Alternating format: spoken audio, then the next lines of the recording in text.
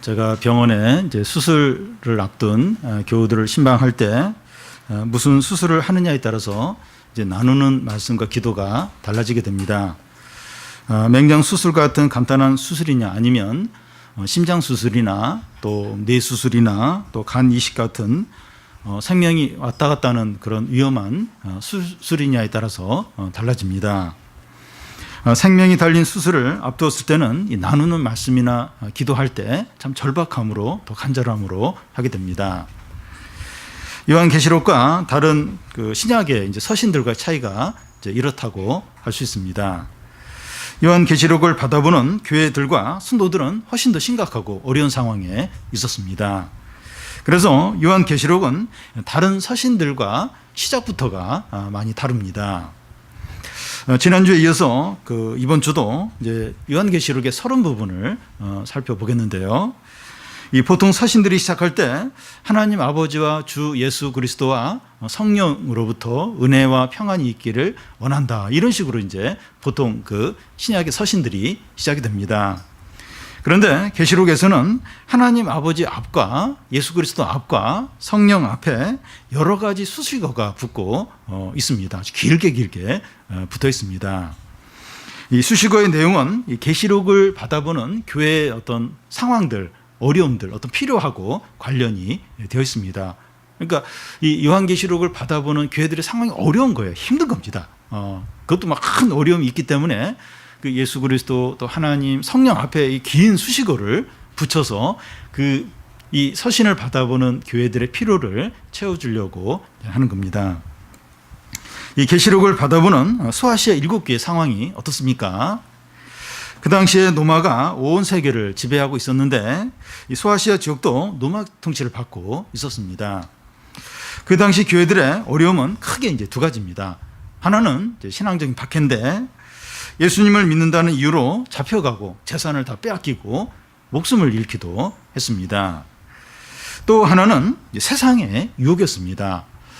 그 당시 로마는 참 최강이었고 아주 매력적인 나라입니다. 로마 황제에게 충성을 다하고 최선을 다하면 돈과 명예와 인기를 얻을 수 있는 그런 세상이었습니다. 그러니까 얼마나 이렇게 자기가 노력을 하느냐, 얼마나 이렇게 충성을 하느냐, 어떤 전쟁에 나가서 업적을 세우느냐에 따라서 얼마든지 성공하고 인정받고 출세할 수 있는 그런 나라였습니다. 눈에 보이는 이 로마에 충성을 하면 행복해질 수 있지만 눈에 보이지 않는 이 하나님 나라에 충성하면 이제 고난을 이제 받는 겁니다. 이게 이제 그 당시 성도들의 이제 그 유혹이었어요. 어려움이었습니다. 이 눈에 보이는 이 로마와 황제에게 충성하면 얼마든지 성공하고 명예를 얻을 수 있지만 눈에 보이지 않는 하나님 나라에 충성하면 고난을 당하는 거예요. 감옥에 가기도 하고 목숨을 잃기도 하는 겁니다. 이것은 오늘날도 마찬가지입니다. 국가나 기업이나 어떤 힘 있는 사람들에게 원하는 것을 최선을 다해서 이렇게 해주면 돈과 명예와 인기를 얻을 수 있습니다. 올림픽에 나가서 금메달을 딴다든지 기업에 그 회사에 엄청나게 충성을 하고 또 이렇게 어떤 공적을 세우든지 어떤 힘 있는 사람에게 잘 보이면 성공적인 어떤 안정적인 어떤 이렇게 많은 부를 이제 얻을 수 있습니다. 그런데 이 하나님 나라에 충성하면 현실적으로는 유익이 이제 없고 이제 고생을 이제 하기 쉬운 겁니다. 그래서 오늘날 우리가 이 하나님 나라에 충성하는 게 얼마나 어려운지 모릅니다. 똑같아요. 이 2000년 전 로마 시대나 지금이나 이 하나님 나라에 충성하고 믿음으로 사는 게 어려워요. 현실적으로 뭐 이렇게 그렇게 한다고 해서 뭐 돈이 나오는 것도 아니고 대학에 잘 들어간 것도 아니고 취직이 잘 되는 것도 아니고 그런데도 안 보이는 하나님 나라에 충성한다는 게 이제 어려운 겁니다. 요한계시록이 쓰여질 당시에 하나님 나라에 충성하면 고난과 함께 목숨을 빼앗길 수 있는 그런 때였습니다. 그래서 이 계시록을 시작하는 서론에서 새 하나님에 대한 수식어를 길게 하면서 그들의 믿음을 붙들어 주려고 하고 있는 겁니다. 그러니까 수식어를 길게 해서 이 지금 이런 어려운 가운데 있는 성도들의 믿음을 붙들어 주려고 이제 하는 겁니다. 오늘 말씀은 크게 이제 세 부분으로 나눌 수 있는데요.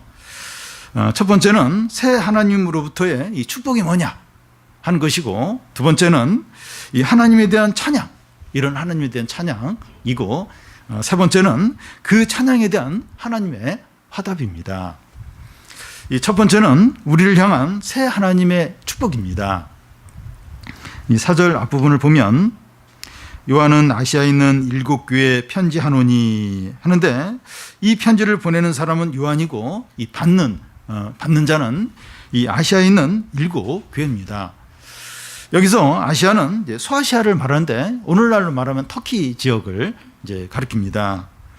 그 당시에 터키 지역에 교회가 많이 번창했어요. 엄청나게 많은 교회들이 있었고 큰 부흥이 있었습니다. 근데 오늘날 요즘에 이제 이렇게 터키에 여행을 가면 그 교회 유적지들이 남아 있어요. 유적들만 남아 있습니다. 터키는 이제 이슬람 그 국가로 이제 바뀌었는데, 교회들이 그 유적들만 남아 있는데, 참 그 당시에 바울 때는 교회들이 많았어요. 많이 아주 이 부흥이 되는 그런 곳이었습니다. 그 당시에는 이 터키에 7개만 있었던 것이 아니라 더 많은 교회들이 있었습니다. 그래서 7교회에게 요한계시록을 보내지만, 이제 다른 교회들도 그 요한계시록의 그 편지를 이제 돌려가면서 이제 볼 수 있었던 겁니다. 그런데 왜 7교회에게 이 편지를 보낸다고 합니까? 그러니까 그 소아시아, 이 터키 지역에 7교회만 있는 게 아니라 많은 교회가 있었어요. 근데 왜 7교회에게 이 편지한다고 이렇게 합니까? 이 7은 그 7을 이제 의미 이제 하는데요. 이 계시록에서 그 7이라는 숫자가 많이 나옵니다. 재앙도 뭐 7 나팔 재앙, 또 7 대저, 또 7인, 이러면서 계시록에 7이라는 숫자가 이제 자주 이제 등장합니다. 이 성경에서 7은 완전수죠. 그리고 이 거룩한 숫자입니다. 그래서 7교회는 모든 교회를 가리킨다고 볼 수 있습니다. 이게 7이 완전수예요. 충만한 그런 뜻이기 때문에 7교회 보낸다. 이건 이제 모든 교회 보낸다는 이제 의미입니다. 모든 시대에 모든 교회를 다 포함을 하는 겁니다. 그러니까 이 요한계시록에서 이제 이 수신자가 7교회예요. 그 7교회라고 하는 것은 그러니까 모든 시대 모든 교회를 다 이렇게 포함을 하는 겁니다.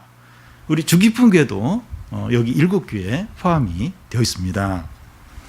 그래서 요한이 계시록을 아시아에 있는 7교회에 보낸다고 하는데, 요한계시록은 우리 주기품 교회도 보내는 그런 편지라는 겁니다. 하나님께서 우리 교회와 교인들을 위해서 요한계시록을 보낸 것입니다. 이 지금 요한계시록 살펴보는 이 편지가 오늘날 우리 주기품 교회도 하나님이 보내는 서신이라는 겁니다. 그런데 요한계시록을 이제 하나님께서 우리를 위해서 주셨다고 믿고 읽기 전에 기억해야 될 것은, 요한계시록은 그 1세기 그 7교회에 우선적으로 보낸 편지라는 겁니다. 그래서 우리가 요한계시록을 대할 때 소아시아에 있는 7교회가 이 편지를 어떻게 대했는가, 그걸 먼저 생각을 하고 그런 후에 우리에게 말씀하시는 건 뭔가 이렇게 생각을 해야 한다는 겁니다. 그렇게 하지 않고 바로 요한계시록의 서신이 우리에게 이제 주시는 말씀이다 하면서 바로 우리가 적용을 하려고 하면 문제가 생기게 됩니다. 그래서 바울 당시에 그 소아시아 7교회가 이 서신을 받았는데 그들에게는 이 편지가 어떤 의미가 있을까, 그걸 먼저 생각을 한 후에 이제 우리에게 주시는 말씀으로 이렇게 받아서 이제 봐야 됩니다. 요한은 이 편지의 그 송신자와 이 수신자를 말한 후에 바로 새 하나님의 축복을 7교회에 말하고 있습니다. 4절 중간부터 5절 중간까지 보면, 이제도 계시고 전에도 계셨고 장차 오실 이와 그의 보좌 앞에 있는 7 영과 또 충성된 증인으로 죽은 자들 가운데서 먼저 나시고 땅의 임금들의 머리가 되신 예수 그리스도로 말미암아 은혜와 평강이 너에게 있기를 원하노라. 우리가 방금 읽은 것처럼 하나님 아버지 예수 그리스도 성령에 대한 건데 앞에 길게 지금 수식어를 붙이고 있습니다. 그러니까 이런 수식어가, 그러니까 이 편지를 받아보는 교회의 어떤 어려움과 어떤 상황과 관련이 되어 있고 그들의 믿음을 붙들어 주기 위해서 지금 길게 지금 수식어를 붙이고 이제 있는 겁니다. 먼저 이 성부 하나님 앞에 붙인 수식어인데요. 4절 앞에 보면 이제도 계시고 전에도 계셨고 장차 오실입니다. 과거와 현재와 미래도 영원히 계시는 성부 하나님을 가리킵니다. 그냥 하나님 아버지 이게 아니라 전에도 계셨고 이제도 계셨고 장차 오실 과거와 현재와 미래 영원히 계시는 하나님 아버지로 이 소개를 이제 합니다. 출애굽기에서 하나님이 모세에게 자기 이름을 소개할 때 여호와라 이렇게 하는데 나는 스스로 있는 자란 그런 의미입니다. 온 우주 가운데 스스로 계신 분은 하나님 아버지 뿐입니다. 여러분 예를 들겠는데요. 이 높은 산들을 보면 영원할 것 같아요. 저 산은 영원히 있을 것 같습니다. 근데 이렇게 어떤 산은 이렇게 산 꼭대기에 산 중턱 여기서 이제 조개 껍질 무더기가 이제 발견이 되는 겁니다. 어떻게 된 건가 하면 전에는 이 산이 바다였던 거예요. 근데 이제 지각 변동으로 인해서 그 바다였던 곳이 산이 되고 또 산이었던 곳은 바다가 되고 이제 그런 게 이제 그런 일이 일어난 것이죠. 그러니까 산이 영원한 게 아니에요. 이게 바다였던 것이 산이 되고 산이었던 것이 바다가 되고 이게 이제 자꾸 이제 바뀐다는 겁니다. 이 나무들 중에서도 오래 살면 1000년 정도 사는데 용문사에 있는 은행나무도 1000년이 넘었습니다. 이 거북이도 오래 사는데 이제 오래 살아도 몇백 년 정도, 뭐 200년 뭐 이제 그 정도 이제 오래 이제 살고 그 이상은 못 살죠. 사람들은 오래 살아도 130년 이상은 없습니다. 130세까지 사는 사람이 이제 있는지 모르겠는데, 그러니까 그 이상은 이제 살지 못합니다. 세상에서 인기 있는 모든 것들, 뭐 자동차나 TV나 핸드폰이나 유행하는 옷이나 영화나 인기 가요나 또 인기 배우들이나 인기가 언제까지 갈 것 같은데 수명이 짧아요. 금방 그 수명이 다 됩니다. 세상의 모든 것들은 일시적이에요. 또 변질이 되고 사라지는 것들입니다. 그 당시에 노마는 수백 년의 역사를 가졌고 그 후에도 몇백 년 더 지속됩니다. 노마는 거의 1000년 정도 이제 이렇게 그 역사를 갖는데 인류 역사상 노마처럼 오래된 제국이 없었습니다. 노마의 문화와 또 법과 제도 이런 거 뭐 영원할 것 같아요. 근데 1000년 정도 되고 그 영원할 것 같은 노마도 이제 망했습니다. 세상의 모든 영광들이 꽃이 시들고 떨어지는 것과 같아요. 모든 게 한때는 뭐 대단해 보이지만 다 사라지고 다 무너지고 이제 변질이 돼버립니다. 그런데 이제도 계시고 전에도 계셨고 장차 오실 이는 성부 하나님밖에 없습니다.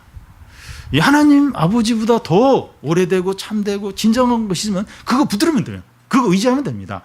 그런데 전에도 계셨고 이제도 계시고 장차 오실 영원한 분은 하나님 아버지밖에 없습니다. 그러니까 우리가 믿고 의지하는 분이 이분이에요. 이런 돈도 아니고 뭐 세상의 권력도 아니고 우리가 진짜 의지하는 분은 전에도 계셨고 현재도 계시고 장차 오실 영원한 하나님 아버지, 우리가 이분을 믿고 의지하는 거죠. 성도는 성도는 다른 거 이렇게 의지하는 자들이 아니라 이 과거와 현재와 미래 영원한 그 하나님 아버지를 의지하고 그분을 아버지로 모시고 그 아버지께 도움을 구하고 그런 자들이 성도들이죠. 다음은 이 성령에 대한 수식어인데요. 4절 끝에 보면 보호자 앞에 있는 7영이라고 성령을 소개합니다. 그 7이라는 숫자는 앞에서 말한 것처럼 완전하고 충만한 것을 가리킵니다. 성령을 보좌의 앞에 있는 7영이라고 하는데 성령의 완전하고 충만한 능력을 가리킵니다. 성령을 소개하는데 7명. 그러니까 완전하고 또 충만한 능력을 이제 말합니다. 성령은 완전하고 충만한 능력으로 일하십니다. 우리가 이렇게 성령 충만한다, 내가 성령의 인도를 받아서 이렇게 뭘 한다 이렇게 할 때 성령의 어떤 완전하고 충만한 능력이 우리가 함께하는 것을 말합니다. 이 성령 하나님이세요. 이 성령. 우리가 성령으로 충만케 되고 성령 인도를 받는다 할 때 굉장히 부드럽고 이렇게 나약하고 이런 게 아니라 완전하고 충만한 능력이 우리와 함께하는 겁니다. 다음은 그 예수 그리스도에 대한 수식어인데요. 5절 앞에 보면 충성된 증인으로 죽은 자들 가운데서 먼저 나시고 땅의 임금들의 머리가 되신 예수 그리스도라는 겁니다. 예수님은 충성된 증인이었습니다. 예수님은 자신이 하나님 아버지가 보내신 구원자라는 것을 증거하는데 고난과 죽음까지도 피하지 않는 충성된 종이었습니다.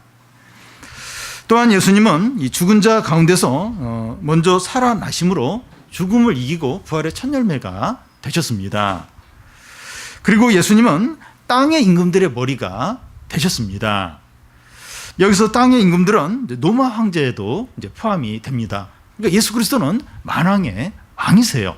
그러니까 예수 그리스도에 대한 수식어가 이제 많은데 우리가 믿는 예수 그리스도는 만왕의 왕이십니다. 로마 황제도 이렇게 발 아래서 다스리시는 죽음에서 부활하신 부활의 첫 열매가 되시는 그리고 아주 충성된 증인이신 그분이 바로 예수 그리스도이십니다. 우리가 믿고 의지하는 예수 그리스도 그런 분이에요. 만왕의 왕이시고 죽음 가운데서 살아나신 이 부활의 첫 열매가 되시고 이런 분이 이제 예수 그리스도 우리가 믿는 주님이십니다. 이러한 새 하나님으로부터 은혜와 평강이 너에게 있기를 원한다는 겁니다. 우리는 이제 새해가 되면 복 많이 받아라 이런 인사를 많이 이제 하는데 그냥 인사입니다. 그런 인사를 한다고 해서 복이 임하는 건 아닙니다. 그렇게 됐으면 좋겠다 이제 하는 거죠. 그런데 이제도 계시고 전에도 계시고 장차 오실 성부 하나님과 보좌 앞에 있는 7영과 충성된 증인이었다가 죽었다 다시 살아나시고 땅의 모든 임금의 머리 대신 예수 그리스도로부터 오는 은혜와 평강은 너무나도 확실하고 풍성합니다. 여러분 교회에게 필요한 게 이겁니다. 이거 교회에 재정이 많아지고 교회가 큰 건물을 짓고 교회에 이제 사회적인 지위를 가진 사람이 많이 들어오고 그래야 교회가 힘을 내고 세상을 이기는 게 아닙니다. 지금 이 소아시아에 있는 그 7개가 지금 어려워요. 엄청난 지금 박해를 받고 있고 위기 가운데 있습니다. 그때 너희들 어려우니까 내가 재정적으로 든든하게 해주겠다. 그리고 이 교인들의 사회적인 지위를 높여주겠다. 그리고 이런 박해들 다 사라지도록 해결해주겠다. 그렇게 하지 않으세요.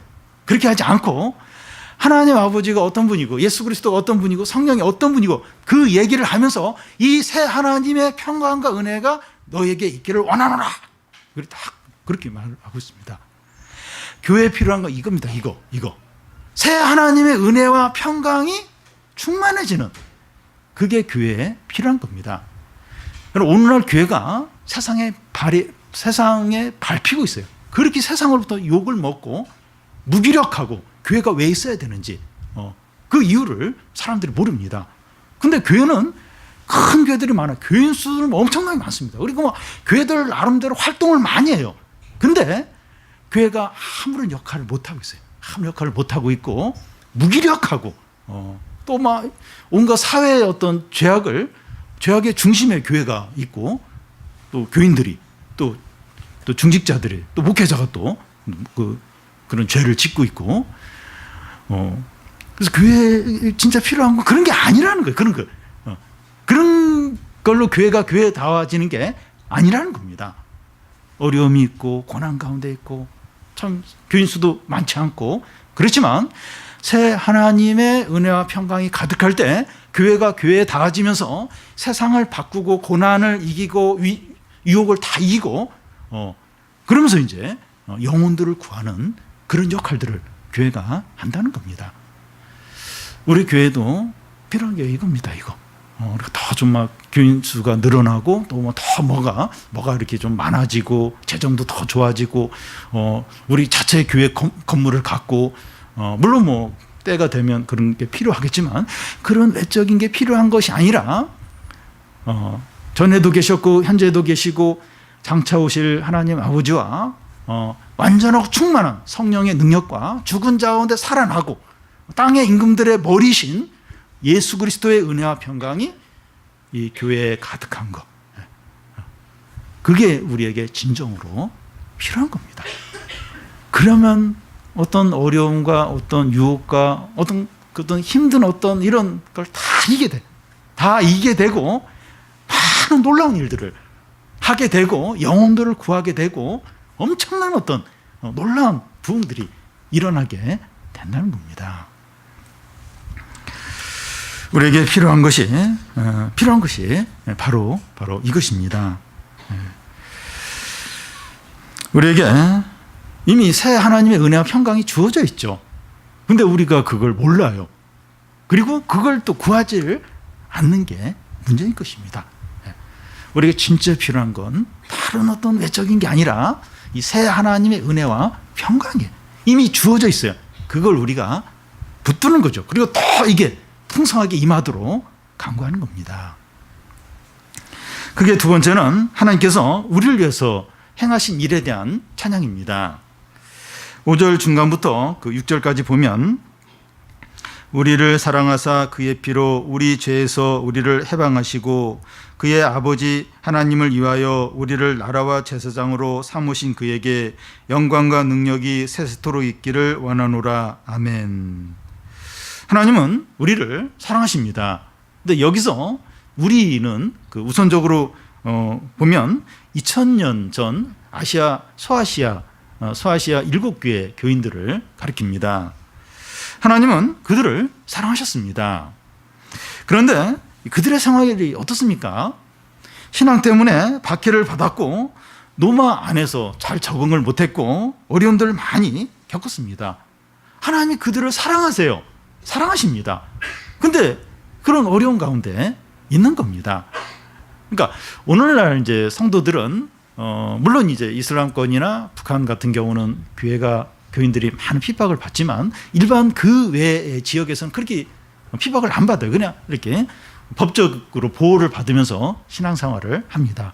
근데 그 당시에는 너무 약자였어요. 가난하고 여자들이 대부분이고 노예들이고 그러니까 그렇게 미움을 받은 거예요. 무슨 문제가 터지면 딱 그리스도인이 그랬다 이러면서 막 잡아가고 빼앗고 죽임을 당하는 그런 때였습니다. 그러니까 하나님이 그들을 사랑하세요. 사랑하시는데 그런 어려운 가운데 계속 지내는 겁니다. 이것이 보여준 것은 하나님의 사랑을 받는다고 해서 세상에서 성공하고 안정되고 행복한 삶을 사는 것은 아니라는 겁니다. 하나님이 사랑하셔도 고난이 있을 수 있다는 겁니다. 사랑하는데 어려움은 계속 있는 겁니다. 그러면 하나님이 사랑하는 자에게 주시는 게 뭡니까? 사랑한다고 하는데 고난은 계속 있는 거예요. 고난을 싹 없애주지 않는 겁니다.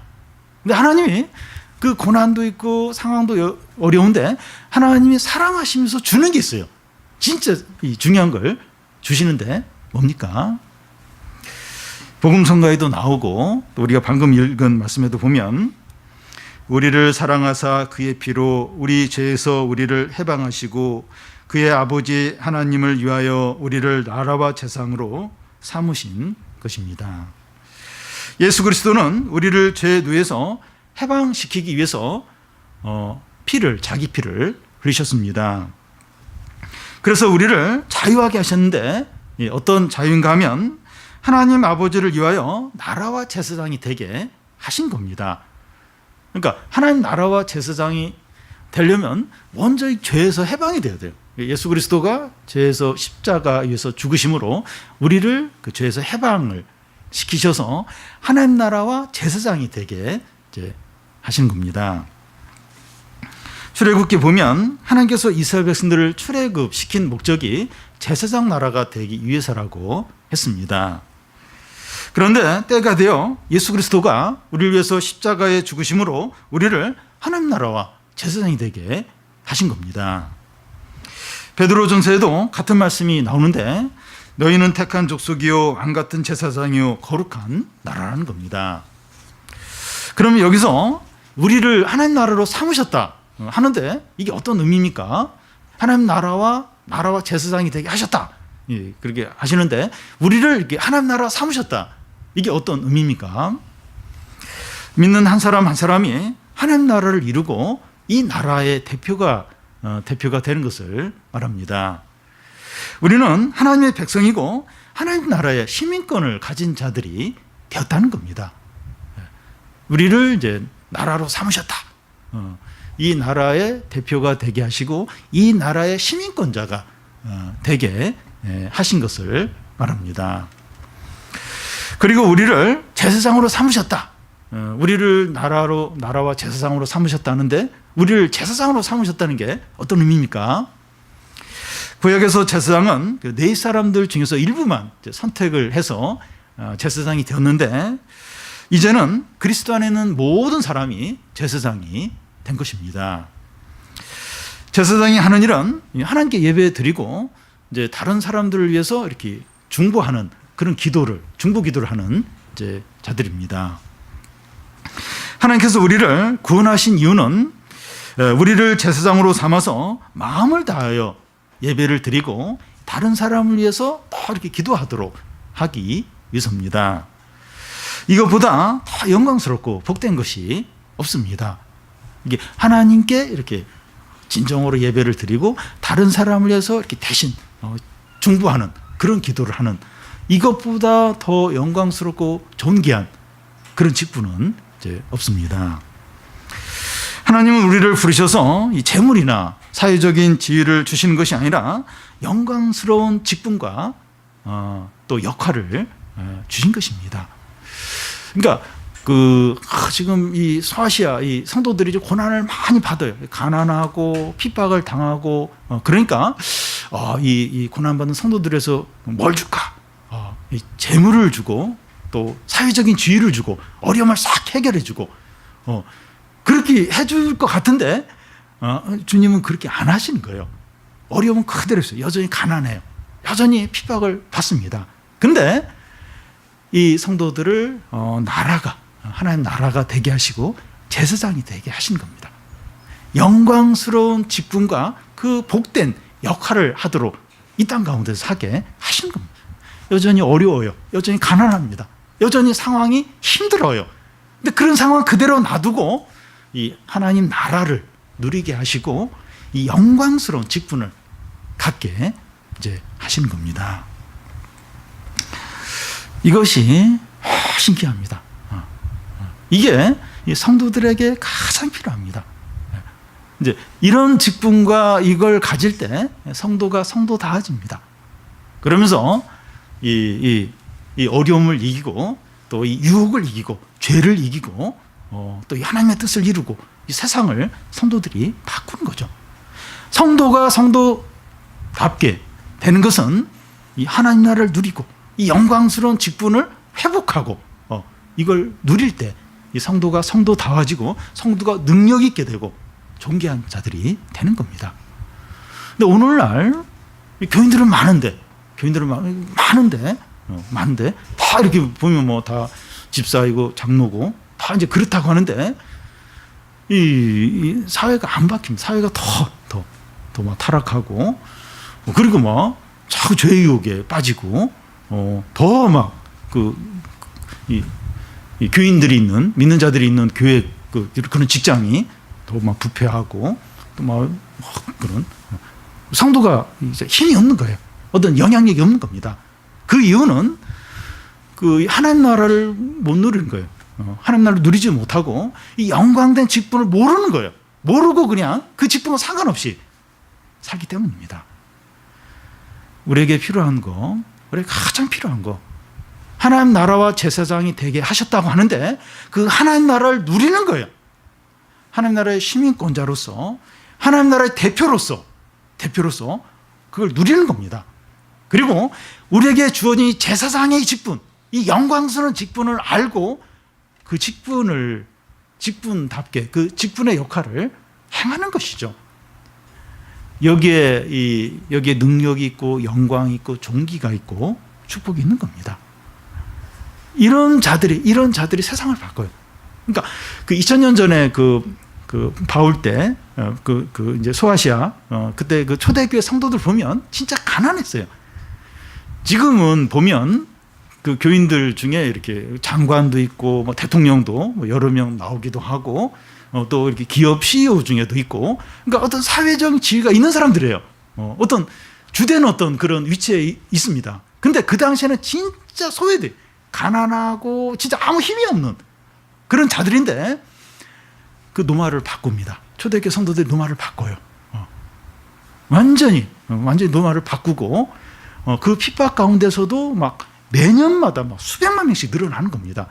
그러니까 사회적인 지위가 있는 사람이 없는데도 그 노마를 바꿔요. 결국 이제 노마가 이제 기독교를 공인하게 되는데, 훨씬 좋은, 훨씬 사회적인 지위도 있고 재산도 있고 학식도 있고 많이 배우고, 그런 오늘날은 교회가 그렇게 지탄을 받고 아무 영향력을 행사 못하는데 2000년 전은 가난하고 핍박받고 사회적인 지위도 없고 그런 성도들이 그 노마를 바꿨다는 거예요. 무슨 차이입니까? 이거죠. 예. 하나님 나라를 누리는 거예요. 그리고 이 영광스러운 직분을 알고 그 직분답게 행하는 겁니다. 예.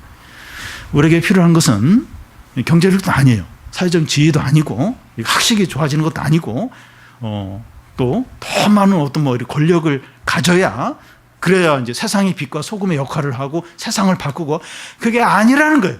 그게 전혀 아니라는 거예요. 그걸로는 아무 일도 못한다는 겁니다. 그게 우리에게 필요한 게 아니라 하나님 나라와 제사장이 되게 하셨는데 이 나라, 보이지 않는 나라를 누리는 거예요. 누리고 영광된 직분을 회복하는 겁니다. 그 역할을 회복하는 거예요. 살한 예배를 드리고 다른 사람을 위해서, 이 나라를 위해서, 많은 죄인들을 위해서 중보 기도를 하는 겁니다. 이게 우리에게 필요합니다. 이게 우리가 얼마나 필요한지 모릅니다.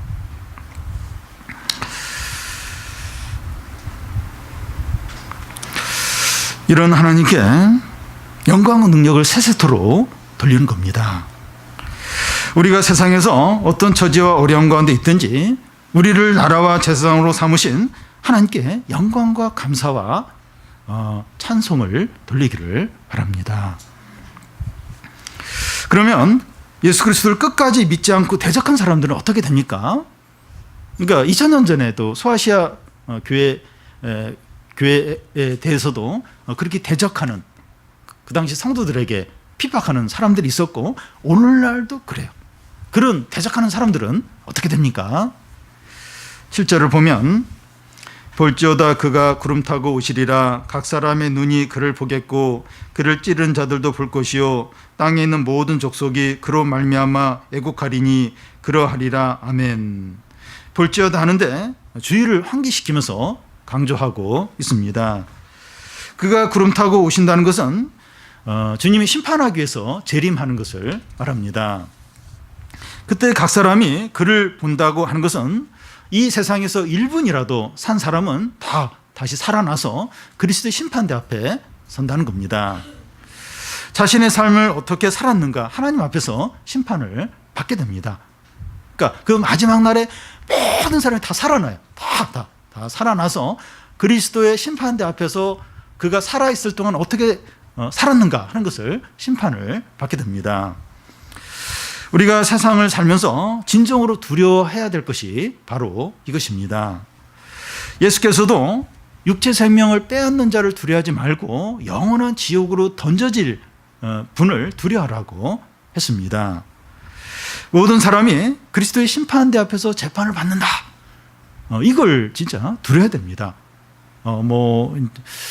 질병이나 또 이렇게 경제적인 어려움이나 실직이나 사업이 망하는 거나 또 막 사람들이 나를 이렇게 미워하는 거나 이게 진짜 두려운 게 아니라 영원한 지옥에 던지는 그분을 우리가 마지막 날 모든 사람이 주 앞에 서게 되는데 그때 이제 심판을 해서 영원한 지옥에 던지는 그 주님, 그걸 진짜 우리가 두려워해야 한다는 겁니다.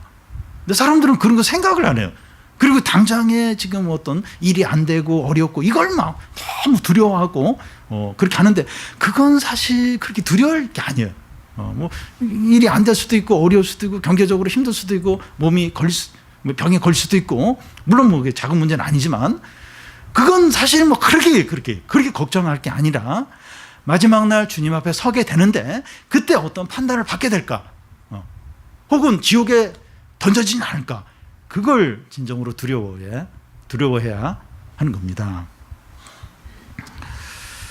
그를 찌른 자들도 볼 것이요 하는데 예수님을 십자가에 달고 창으로 찌른 자들을 가리킵니다.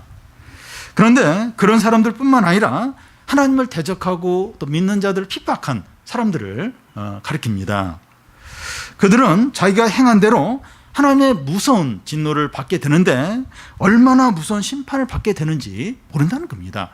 그러니까 끝까지 믿음을 거부하고 그 교회와 믿는 사람들을 그렇게 괴롭히고 조롱하고 이제 그렇게 한 사람들이 얼마나 무서운 진노를 받게 되는지 모른다는 겁니다. 사람들이 그걸 알면 교회와 성도들에 대해서 그렇게 함부로 막 그렇게 하진 못할 거라는 겁니다.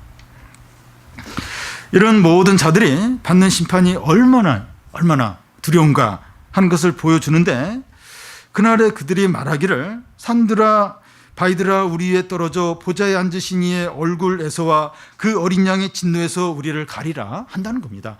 그 어린 양의 심판이 얼마나 두려운가 하면 산들아 바위야 다 우리 위에 덮쳐서 그 어린 양의 얼굴을 보지 않도록 그 심판하시는 그리스도를 보지 않도록 이렇게 대면하지 못하도록 그냥 그 산에 깔려 죽고 바위에 깔려 죽는 것이 훨씬 낫다고 제발 좀 그렇게 해달라고 외친다는 겁니다.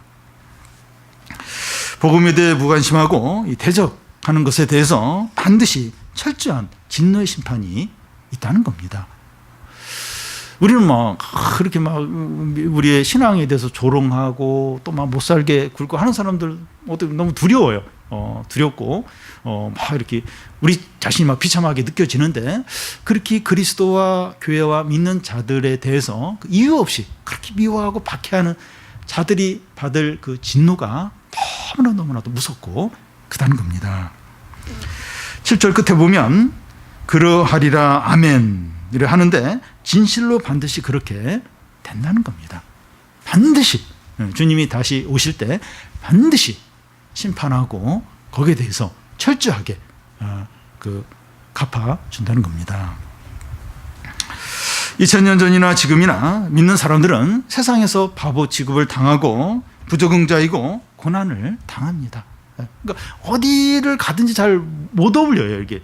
왜냐하면 이제 뭐 성격의 문제라기보다도 이게 같이 하나가 안 되는 겁니다.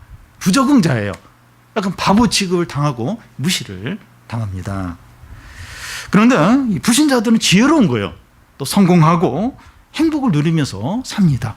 왜냐하면 이 세상은 이렇게 하나님을 대적하는 이제 그런 세상이니까 불신자들은 잘 누립니다. 행복하게 너무나도 잘 지냅니다. 성도들은 부적응자예요. 자꾸 이렇게 바보 취급 당하고 이제 그럽니다. 그런데 모든 진실이 드러나고 공의대로 될 때가 반드시 온다는 겁니다. 반드시 공의가 드러날 때가 온다는 겁니다. 주님이 오세요. 주님 오십니다. 우리는 좀 이런 걸 좀 막연하게 여겨져요. 주님이 오시는 건 알겠지만 진짜 오실까? 너무 멀게 느껴지고. 근데 저는 이제 한 해가 이렇게 한 해가 끝나고 새해가 되는 걸 보면서 그런 생각을 좀 이제 한 번씩 합니다. 그러니까 이 2018년이 안 끝날 것 같은데 12월 그 30일이 안 올 것 같은데 어느 순간에 확 와버려요. 그러면서 한 해가 이제 바뀝니다. 그런 식으로 주님이 반드시 오십니다. 안 오실 것 같은데 주님이 반드시 오십니다. 왜냐하면 오신다고 하셨어요. 반드시 내가 그렇게 하리라. 그러하리라 아멘. 그렇게 하셨기 때문에 반드시 오십니다. 연극이 끝나면 연극에 출연했던 사람들이 무대에 다 나와서 인사를 합니다. 인사를 하는 것처럼 세상에 살던 모든 사람들이 그리스도 심판대 앞에 설 때가 반드시 옵니다. 다 주님 앞에 서서 평가받을 때가 옵니다. 진실로 반드시 그날이 옵니다. 그날이 와요. 그날이 옵니다. 우리가 인정하든지 인정하지 않든지 그날은 반드시 옵니다. 이것을 어떻게 확신할 수 있습니까? 8절을 보면 우리 같이 한번 읽겠습니다. 주 하나님이 이르시되 나는 알파와 오메가라. 이제도 있고 전에도 있었고 장차 올 자요 전능한 자라 하시더라. 알파는 헬라어 알파벳의 첫 자이고 오메가는 마지막 자입니다. 영어 이 알파벳의 A하고 Z에 해당이 됩니다. 하나님이 알파와 오메가라고 하는 것은 하나님은 처음과 마지막이라는 겁니다. 처음이라고 하는 것은 창조자를 말하고 마지막이라고 하는 것은 심판자를 가리킵니다. 하나님은 모든 것의 창조자시고 모든 것의 심판자십니다. 이 처음과 끝, 하나님은 처음과 끝이에요. 전에도 계셨고 이제도 계셨고 장차 오실 그런 하나님이십니다. 노마 황제나 노마 문화나 노마의 번영이 다 하나님의 손안에 있습니다. 이제 노마 문화 끝, 이제 노마 제국 끝 하면 그때 이제 끝이 이제 오는 겁니다. 세상의 모든 화려한 것들과 대단한 것들과 첨단 과학들과 업적들과 영웅들과 모든 대단한 것이 다 하나님의 손안에 있습니다. 하나님이 끝 하면 이제 끝나는 거예요. 뭐 트럼프나 시진핑이나 푸틴이나 뭐 대단해. 푸틴은 지금 대통령 몇 번 해먹는지 모르겠어요. 3선인가 4선인가 한 20여 년 하고 있는데 근데 하나님이 끝 하면 이제 내려와야 하는 겁니다. 이 세상에 참 절대적으로 보이고 영원할 것 같고 근데 하나님이 끝 하면 그래서 딱 끝 하면서 이제 내려와야 합니다. 하나님은 전능한 분이세요. 전능한 분입니다. 하나님은 그의 말씀과 뜻과 능력대로 모든 것을 하십니다. 누가 하나님께 충고를 하거나 하지 말라고 막을 사람이 없습니다. 하나님이 하시려고 하는 걸 아무도 못 막아요. 처음과 마지막입니다. 세상 모든 것의 주 되신 성부, 성자, 성령 하나님께서 은혜와 평강을 우리에게 주십니다. 우리에게 은혜와 평강을 주시는데 이 새 하나님, 이 처음과 끝인 새 하나님, 전능한 하나님이 우리에게 은혜와 평강을 주십니다. 교회에 이 은혜와 평강을 주십니다. 우리가 아무리 절망적인 상태에 있더라도 이것으로 충분해요. 부족하지 않습니다. 그래서 하나님은 소아시아 이 교회에 다른 거 안 주세요. 다른 거 안 주시고 새 하나님의 평안과 은혜가 있기를 원하노라 하면서 이걸 주신다는 겁니다. 우리 교회 진정으로 필요한 게 이겁니다. 이거 새 하나님의 은혜와 평강이 우리 가운데 충만해지는 거. 이게 우리에게 가장 필요합니다. 주님 우리를 사랑하셔서 죄에서 해방시켰을 뿐만 아니라 하나님 나라와 제사장이 되게 하셨습니다. 하나님 나라를 소유하게 하시고 제사장으로 진정한 예배를 드리고 사람들을 하나님께 나오는 통로가 되게 하셨습니다. 하나님 나라를 누리고 이 영광스러운 직분을 갖게 하셨습니다. 여러분 우리에게 필요한 게 이겁니다. 이미 하나님 나라를 주셨어요. 제사장이 되게 하셨습니다. 필요한 건 우리가 이 직분을 회복하는 거예요. 이 직분을 아는 겁니다. 알고 이 직분을 붙드는 겁니다. 그리고 이 직분대로 행하는 겁니다. 이 나라의 은혜, 이 나라의 축복, 이 나라의 이 능력을 우리가 소유하고 누리는 겁니다. 우리에게 이게 얼마나 필요합니까? 이 회복이 얼마나 필요한지 모릅니다. 이걸 잊어버리고 살고 이 어려움들이 빨리 해결되고 이게 돈이 해결되고 이 질병이 나아야 되고 어떤 외적인 이런 상황에만 이제 마음이 다 가 있는 거예요. 근데 우리에게 진정으로 필요한 게 그게 아니에요. 만약 그게 진정으로 필요한 거 있다면 하나님이 그 문제 다 해결해 주셨을 거예요. 근데 그렇게 하지 않으시고 이 나라와 제사장이 되게 하시는 겁니다. 이 나라를 누리고 이 제사장의 이 존귀한 이 직분과 역할을 회복하라는 거예요. 그 직분을 행하라고 하십니다. 주님은 반드시 오세요. 반드시 오십니다. 올 한 해 12월 30일이 반드시 오는 것과 마찬가지예요. 우리가 상관없어요. 우리가 뭐 그 날을 못 오게 한다든지 우리가 그 날을 뭐 잊어버리고 산다 상관없이 12월 30일은 올 겁니다. 그것처럼 주님은 반드시 오십니다. 끝까지 죄와 불신앙으로 살고 진리에 대적한 사람들에게 영원한 진노의 심판이 있습니다. 우리는 그들의 마지막을 알기 때문에 그들을 부러워하면 안 돼요. 그들을 두려워하지 않아야 됩니다. 나는 막 믿음으로 고난을 당하고 막 인내하고 막 절제하고 이렇게 사는데 다른 사람들은 마음껏 막 이렇게 죄짓고 막 즐기고 그래서 우리를 비웃고 막 그런 사람 부러워하고 막 이렇게 화내고 나는 왜 이렇게 살아야 돼? 왜 이렇게 재미없이 살아야 돼? 왜 이렇게 세상을 누리지 못해? 이러면서 그렇게 하면 안 돼요.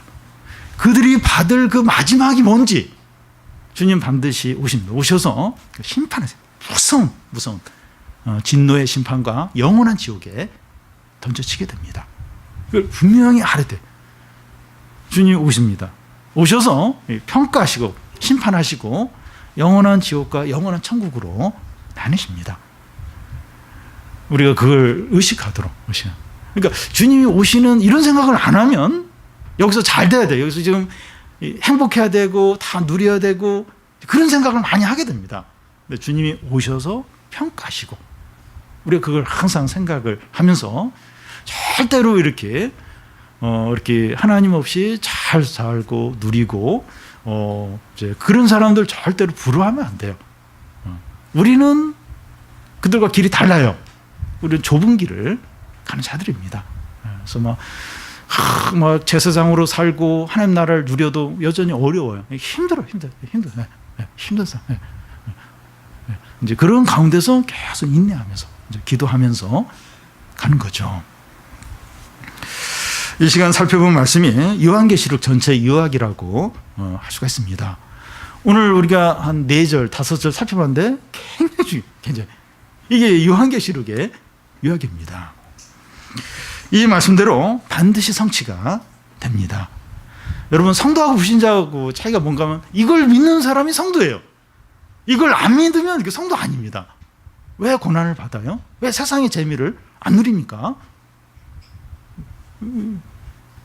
이걸 믿기 때문에 그렇게 살지 않는 거죠. 근데 이걸 안 믿으면 유혹을 거절할 수가 없어요. 불평을 안 할 수 없는 겁니다. 이 신앙으로 사는 게 너무 미련하게 보일 수밖에 없는 겁니다. 이 말씀을 하신 분은 알파와 오메가가 되시고 전능하신 하나님입니다. 처음과 끝이에요. 여러분 우리는 그냥 중간에 살다가 끝납니다. 한 30년 40년 더 살다가 그냥 끝나요. 끝나고 우리는 하나님께 가게 됩니다. 근데 처음과 끝은 하나님이세요. 그리고 전능하신 분이십니다. 시진핑이나 또 트럼프가 전능한 게 아니에요. 조금 까불다가 막 자랑하고 하여튼 트럼프 보면 뭐 자기가 뭐 다 하는 것 같아요. 막 그렇게 자랑하고 뭐 한순간이면 또 이렇게 그 밑으로 내려와야 돼요. 전능한 분은 하나님이죠, 하나님. 사장이 아니에요. 돈 있고 권력이 그게 전능한 그런 존재가 아닙니다. 하나님이 전능한 분이고 모든 건 다 먼지와 같고 티끌과 같고 하루살이 같고 잠깐 까불다가 다 내려와야 되죠. 그런 사람은 두려워하지 말라는 거예요. 의지하지 말라는 겁니다. 우리도 너무 짧은 인생을 살고 알파와 오메가가 되시고 창조자 되시고 심판자 되시고 전능하신 분은 하나님이세요. 그분이 오십니다. 그리고 모든 사람을 평가를 해요. 이걸 믿는 겁니다. 이걸 믿기 때문에 고난도 견디고 유혹도 견디고 믿음의 길을 이제 가는 것이죠. 세상 사람 안 따라가는 거죠. 그 사람 부러워하지 않는 것이죠. 오늘 우리의 삶이 불안전하고 미래가 어두워요.